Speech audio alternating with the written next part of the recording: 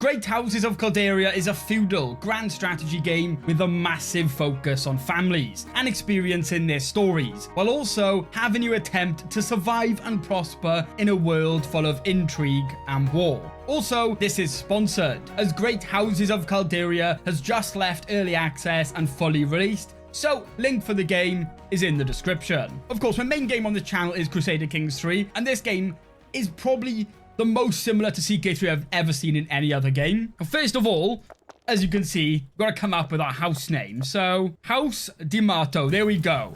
And you do also have to pick up a tradition. So we have Peacemakers, Idealists, Warriors, Isolationists, Schemers, and Scholars. They'll have various pros, but I think we'll go with Military.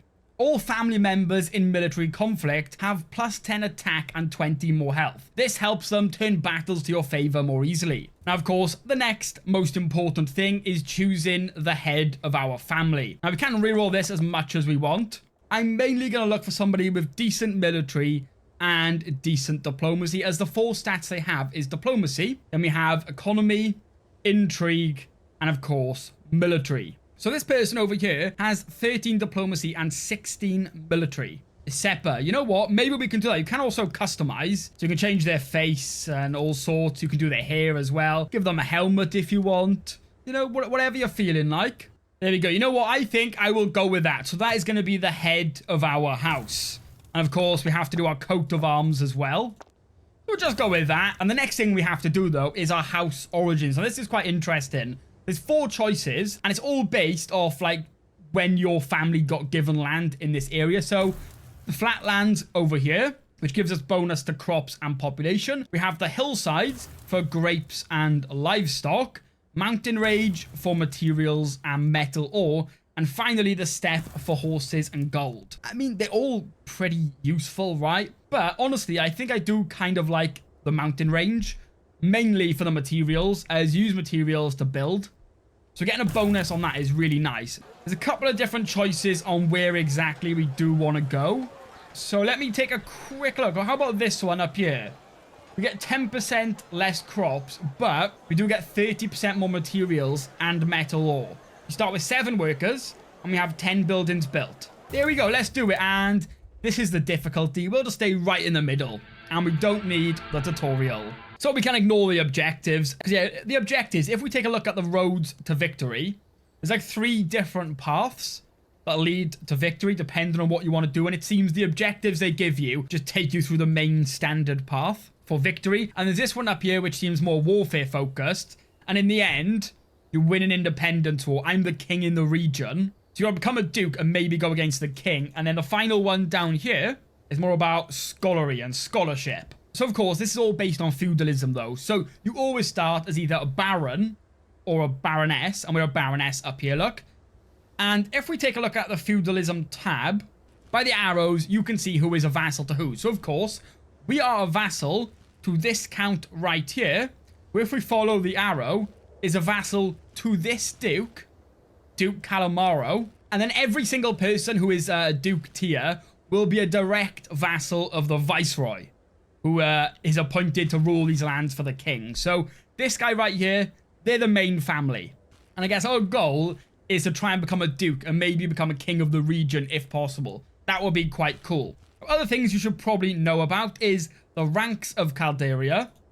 These are like, thinking Crusader Kings 3, you get like the Master of the Hunt and they give bonuses. It's kind of like that. And you all have to vote and get points to actually get the ranks. But pretty soon we'll have to worry about that. And the other thing is our traditions. Now, there is many, as you can see. We are in the warriors path, and one that I do want to pick up is never a pawn.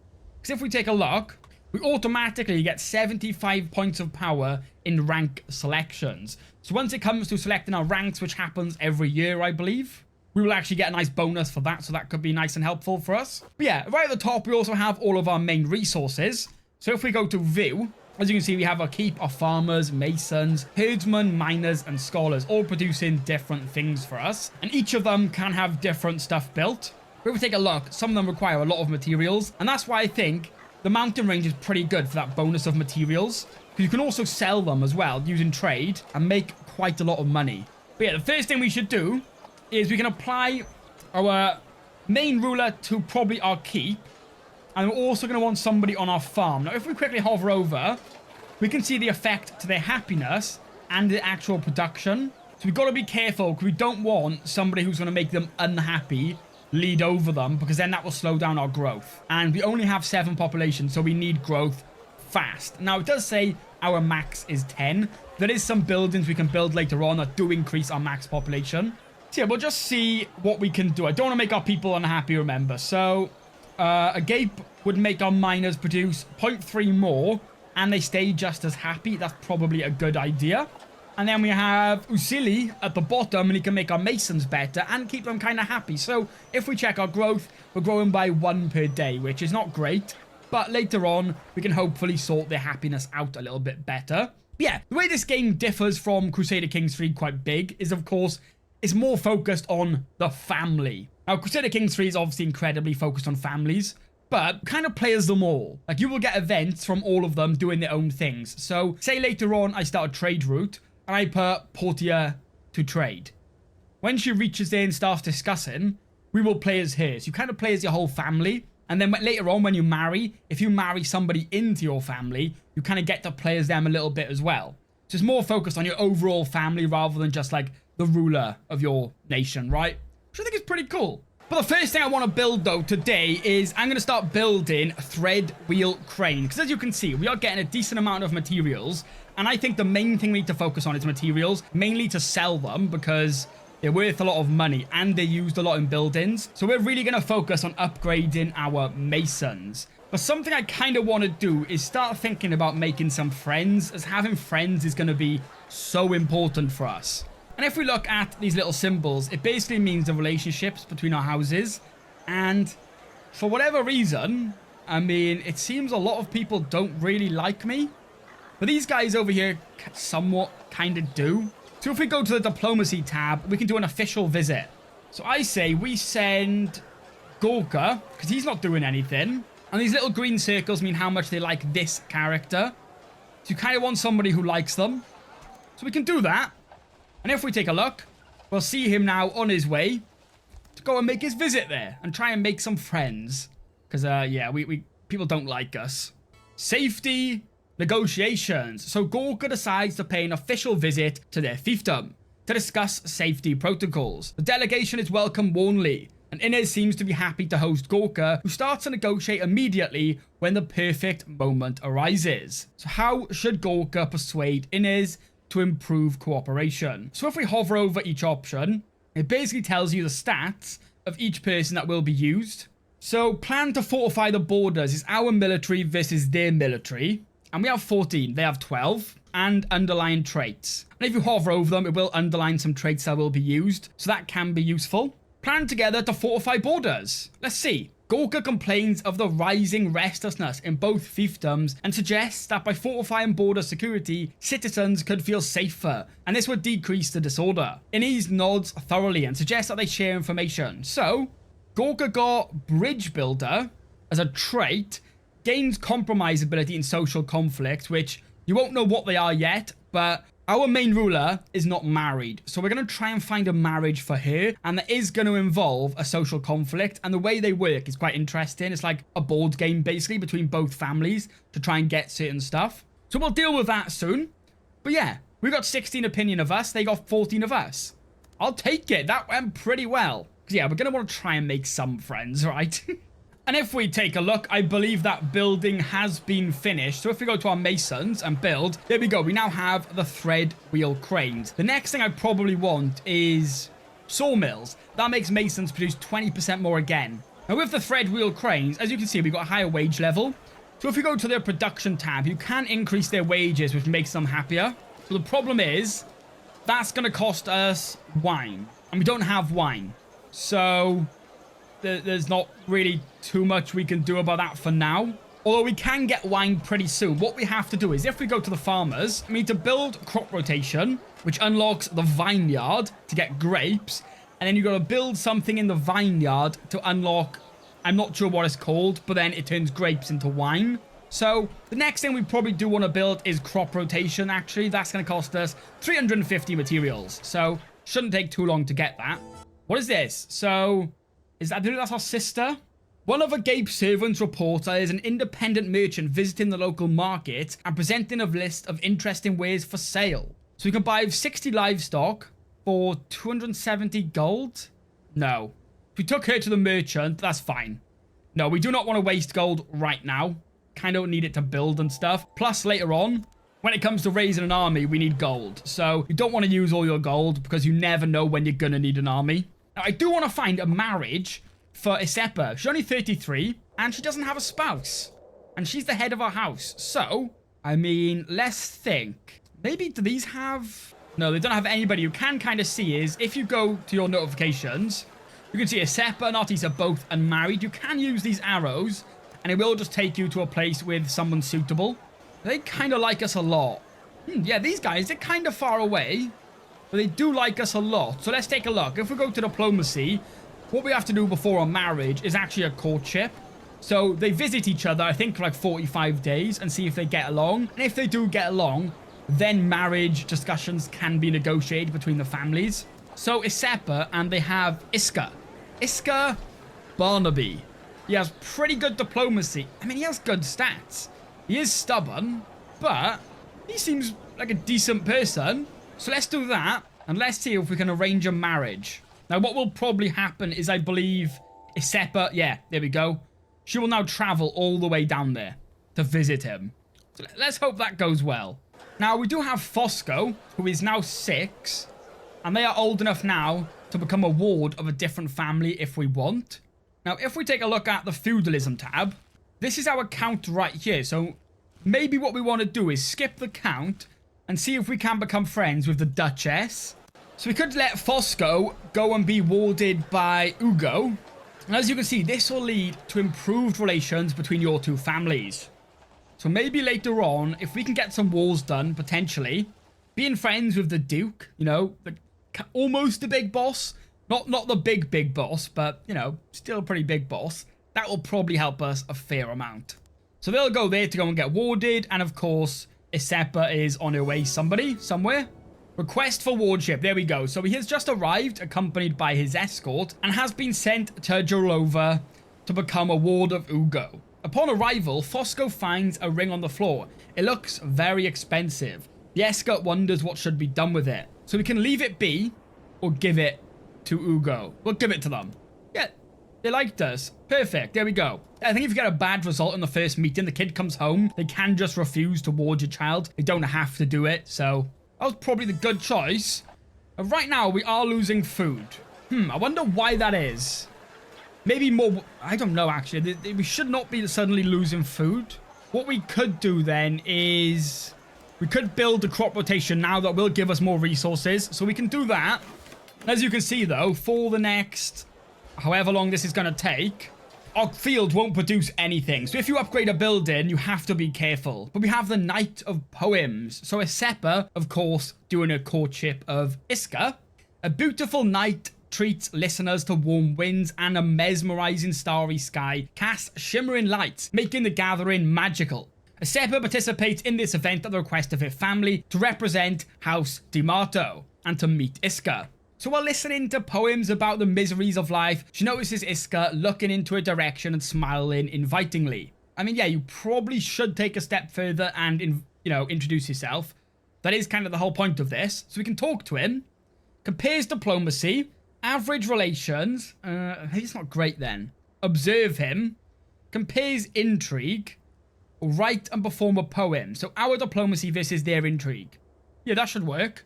So, Isepa composes a poem during the night and finally builds up enough courage to step up on stage to perform. The poem is rather unimpressive and lacks imagination. Surprisingly, it seems to have worked on Iska by the look of his smiling face. So they are getting along well. Let's hope that continues.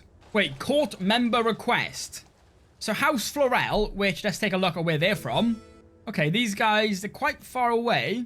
They're proposing that Iris Florel becomes a court member of our house. Because, yeah, you can just send your family off to be a court member of another house. It improves relations. But you do lose that house member for, like, trade routes or spying and all sorts like that. So, yeah. Okay, sure. Why not? Pregnancy, so Portia and Gorka are expecting a child. Perfect. Just hoping things go well with this but otherwise that's not great. Our people are not happy. We need to start growing. Oh, we're almost out of food. And this building is going to take... It's almost done. Okay, I'm not going to worry about it just now. We might starve for like a week or two. There we go. It's been built. And we're still not making enough food?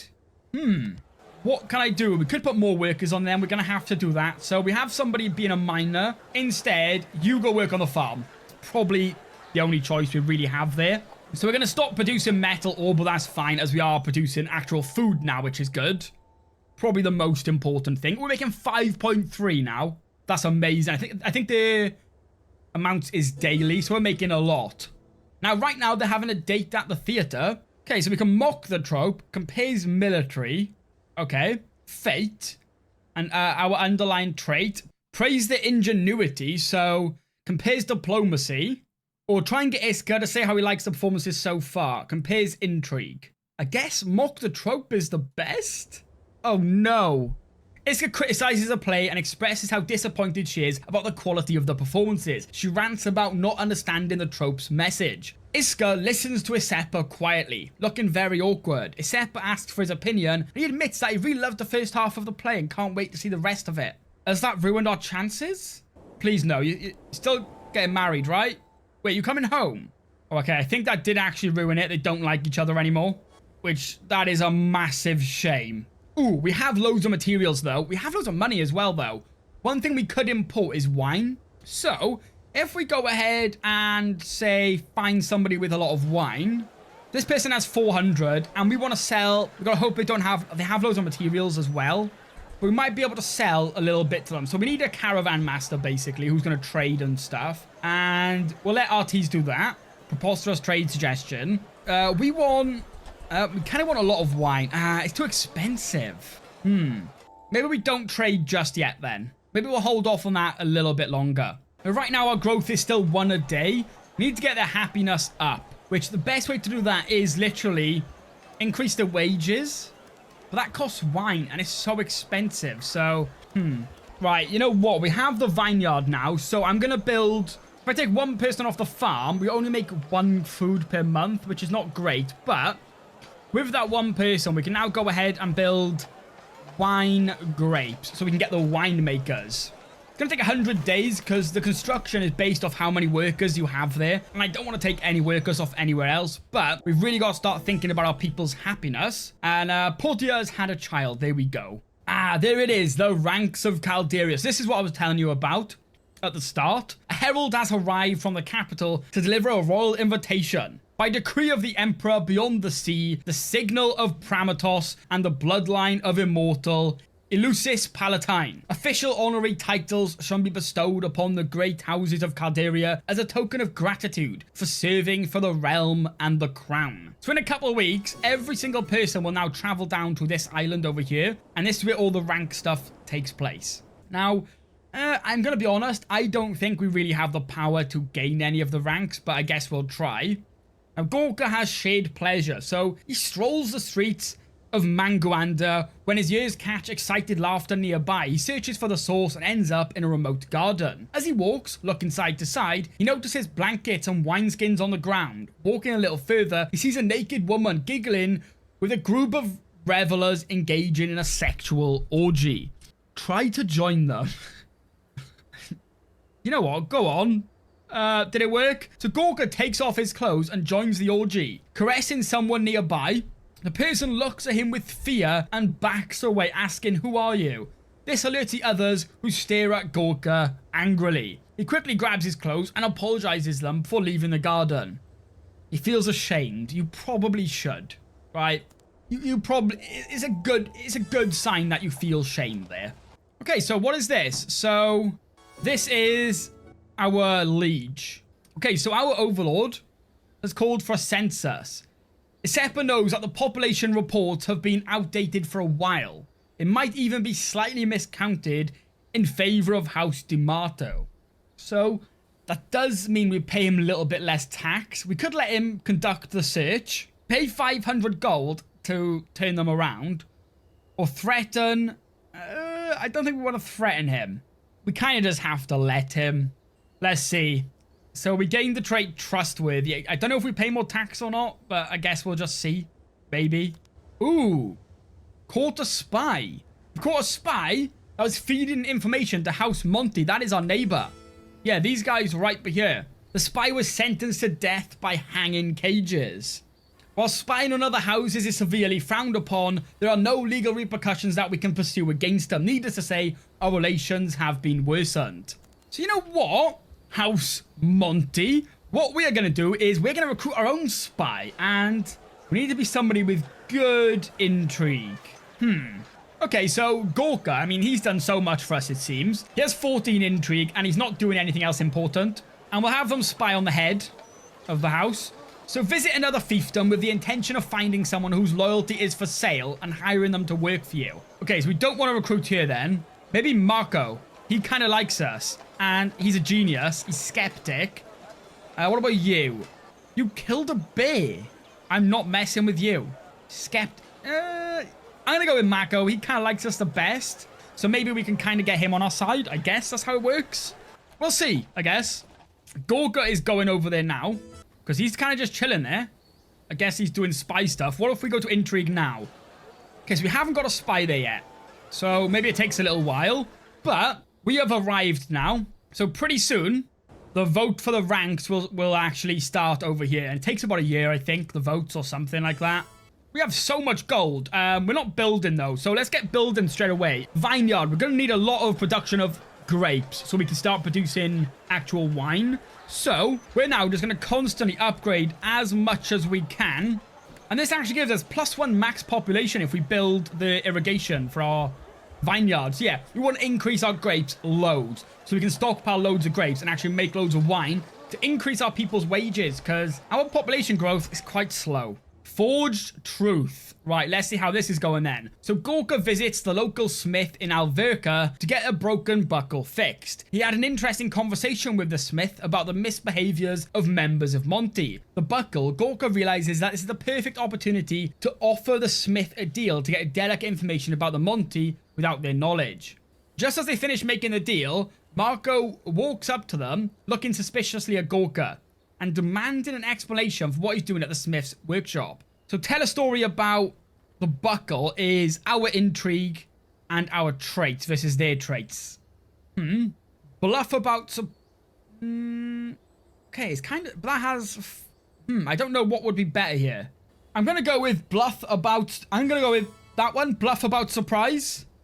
I think that's our best choice. Oh, God. Gorka explains to Marco that he was just looking for a surprise gift for him and that the smith suggested visit the city jeweler. The smith looks away awkwardly and Marco begins to question him about the reason for Gorka's visit. He mumbles something quietly and Marco looks disappointed at Gorka, asking him to leave the city immediately. Gorka tries to appease Marco, but realizing that it won't work, he leaves and starts to return home. I can't do it again. That is a shame. I was just going to spam. I want a spy there though. They got a spy in our place, so I want a spy in yours. And here we go. It is time to select our ranks. There you go. Our house is next. So the way this works, I don't know what the score is based off at the start, but you go in some sort of order. And as with baronies, there's these 6 ranks. If you're a count, there's different ranks. And if you're a duke, there's one like rank for them all to fight over. So for the ranks, we have court schemer, captain of refinement, majordomo of the court librarian, captain of logistics, and herald of goodwill. So we can see the effects underneath them. I'm going to be honest. I don't think we have the ability to win. You can go and go for appeals, which we might actually try. Because I wanted to show you the social battles through a marriage, but that's kind of fallen apart. So we can try and appeal someone for them to vote for us and give their side on us trying to get the rank. So I say, I usually go for logistics as that gives us more resources. Refinement is... Profession upgrade cost 10% cheaper. Court librarian, bonus to all our stats. This gives us title effects. +3 economy. You know what? We'll go with captain of logistics and continue. So everybody else will pick. And here we go. So we are fighting for the captain of logistics. We have 169 score. So we are fighting for the captain of logistics. And right now we are in second. The one in the house before us has 174. So on the right, you can see all the different things affecting it, right? The biggest thing you can do is ducal appeals. So if we find... What's this? Ducal gift. So Duchess Calamaro turned 39 recently, and for her birthday, she wished for prosperity to her duchy by helping her subjects in their troubles. So an emissary now stands in the court of House D'Amato and inquires what kind of gift would benefit her the most. Oh, actually, she kind of likes us. So she's offering to give us stuff so we can get an increased population, a gift of wealth. Yes. So they have given us 500 crops over 120 days, grapes, materials, and livestock over 120 days. So we'll have a nice increase to our production. But what we want to do is, if we go to diplomacy, why can't I appeal for a rank? Oh, maybe they have to return home because, yeah, everybody is over here. So I think that's probably her right there. So when she's home, maybe I can appeal to her. Oh, we're going to appeal for a rank now. Okay, so Isepa, they have good opinion of each other. So we're going to do that. And now Isepa will, of course, travel over to that court and appeal for them to give their support in our quest of getting that special rank. Ooh, but somebody, Sibla, which house is this? So these guys down here, they've come to us asking if we can support them. We'll take 250 gold. No, okay, fair enough. So we have arrived and we can pay them to make the negotiations easier. And here we go, conflict planning. So this is the social conflict board game we're getting into. So the two things we're going to be fighting for is endorsement for a title, which is the main priority, of course. And the other thing is improve our skill of economy. So next up, we select the units we want to take. We have 4 and we can bring 4. They do have 5 competency. We have 4. So our 4 people, we have a confidant, bonus against diplomacy, an accountant, bonus against military, a comitatus, which is a bonus against intrigue, and a counselor, bonus against economy. So, as you can see, the 2 boards. The one on the left is obviously what we want to focus on. Now, they're starting with 2 people on this board, 1 on this one, and 1 in reserve. And because we also have our queen as well, so we're going to put our queen down. And I'm going to get 2 more down. We're probably just going to ignore this board on the right. And we're going to start moving them up. And we want to get someone else in here as well. You need to move up, and you kind of want to surround their people and fight. Because if we take a look, what they're doing is they're capturing our 2 main points. Once they do that, this board will be destroyed, and they'll all move over here. So the main thing, how we win, is by capturing these 3. I'm going to be honest, I'm not great at this. You need to move, and then you need to move up here, and we need to take this person out in the middle fast. Oh god, we've already lost someone. Our queen will go back now and start healing. I don't think we're going to win. This person in the middle is about to be broken, so we can start targeting the one on the left and the one on the right here.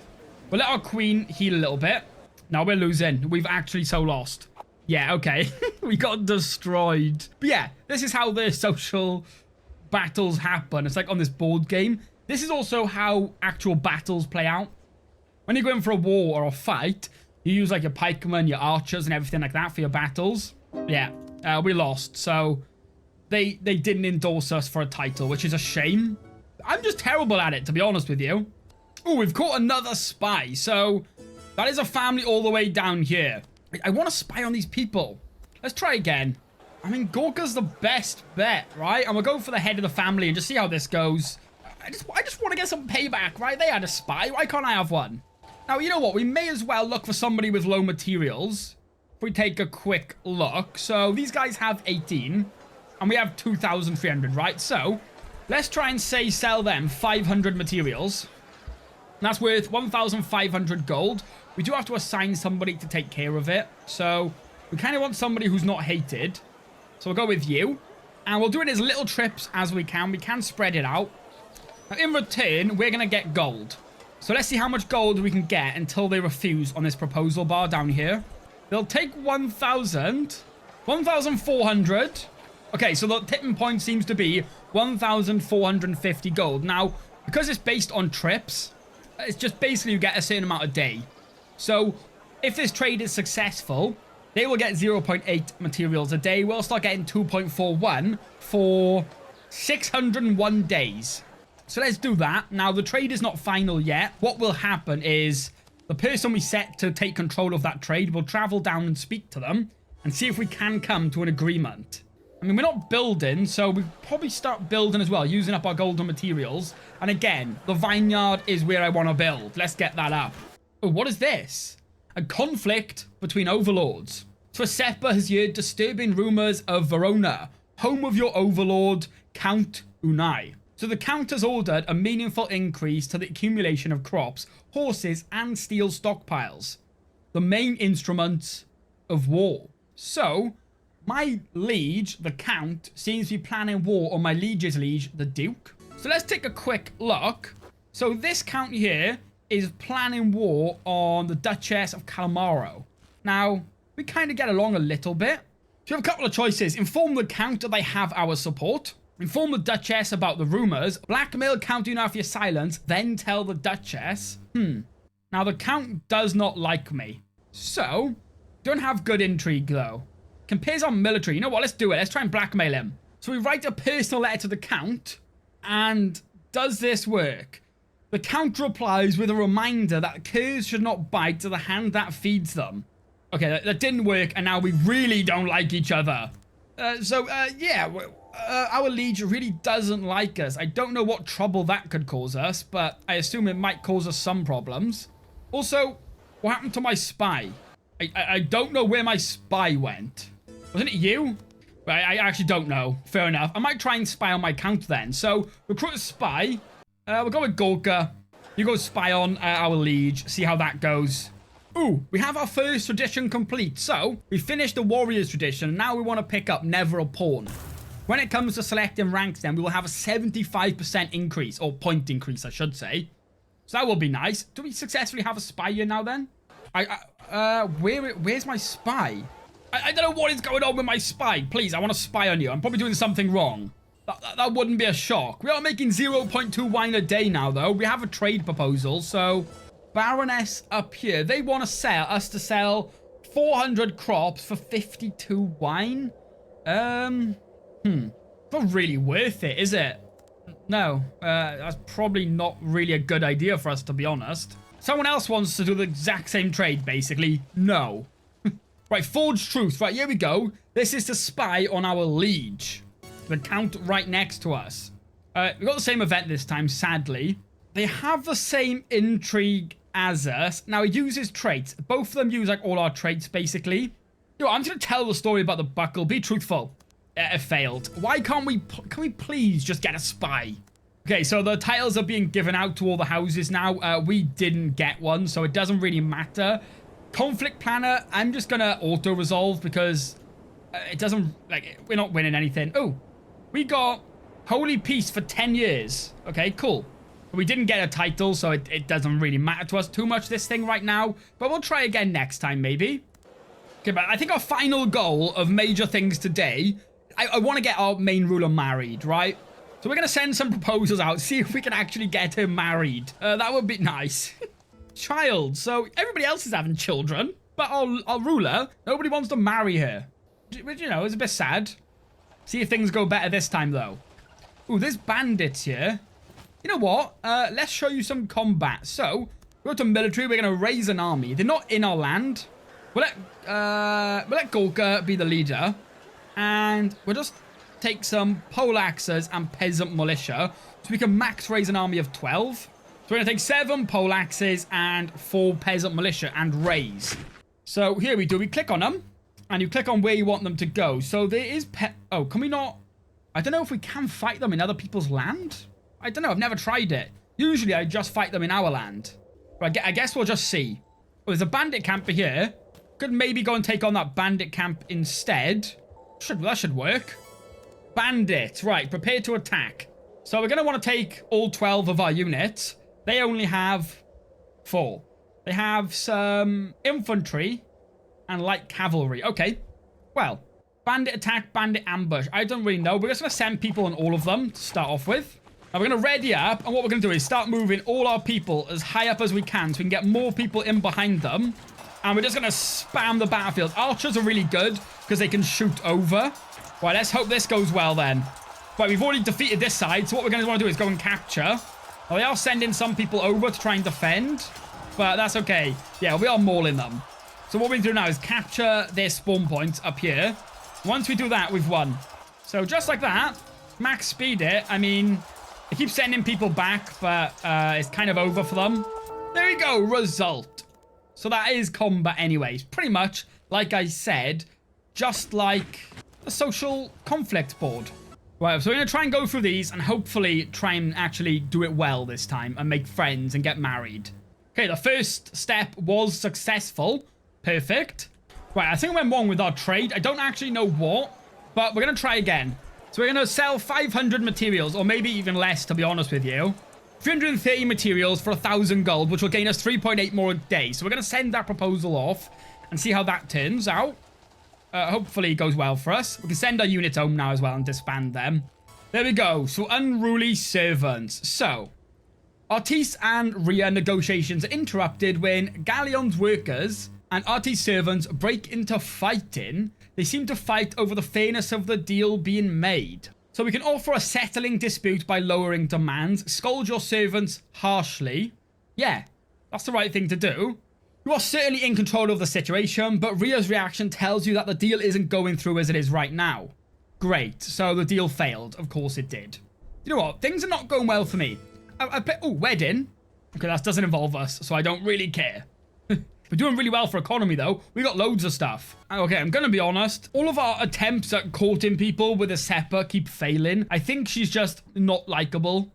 People do not want to marry her, which is a shame. It would be quite nice to get a marriage with her, but today's video, I just wanted to, like, not like a tutorial, right? But to show you the early game, explain how everything works, which I think I did, show you how to do the trade, the marriages, although that kind of failed, but that's just how these games go sometimes. But if you are looking for, I don't want to keep comparing it to Crusader Kings, but as Crusader Kings is like my main game for my channel, this is the most similar game to that in terms of family, intrigue, right? This is where this game excels. So I'm going to be honest, if you do want to check it out, remember this is sponsored and the link for it is of course in the description. But yeah, I'm definitely interested in playing more of this game on the channel in the future. So if you do want to see more of this on the channel, make sure you leave a comment, leave a like, tell me you want to see more. But that will do it for today. So thank you all so much for watching.